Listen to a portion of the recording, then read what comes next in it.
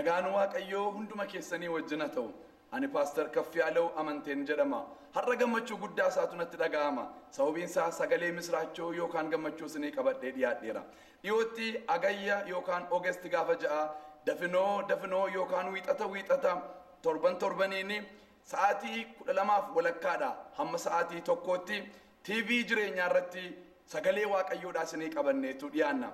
Sababii nuyi TV jireenyaa jenneef gooftaan keenya Yesuus Kiristoos bartoota isaatiin namni dhiiga koo hin dhunne namni foon koos hin nyaanne du'aan ka'u jedhee yeroo barsiisu bartoota warra 72 keessaa 63 dhiisaniitu adeemani. Yeroo kana warra 12tti galagalee isinis na dhiiftanii adeemuu barbaaddu ree jennaan Phexros keetu yaa gooftaa attamitti si dhiifnee adeemnaa sitoo dubbii jireenyaa qaba ittiin jedhe. Gooftaan Yesuusis ana buddeenni jireenyaa inni waaqarraa gadi bu'ee jedhe. Ana bishaanni jireenyaa jedhe. Kiristoos isa jireenya kennutu iddoo kanarratti lallabama sababa ta'eef dubbii jireenyaa safayin of keessaa qabu isinii qabannee waan dhiyaannuuf maqaasaa TV jireenyaa jennee moggaafneerra.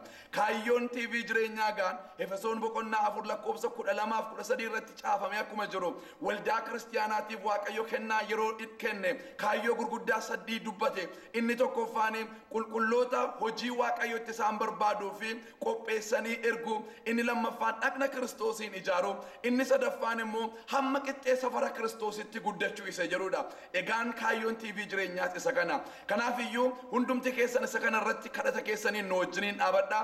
Akkasumas warra kanan dhageenye dhageessisaa. Deebinee TV jireenyaa irratti dubbii jireenyaatiin wal agarra. Nagaan waaqayyo hunduma keessanii wajjin haa ta'u.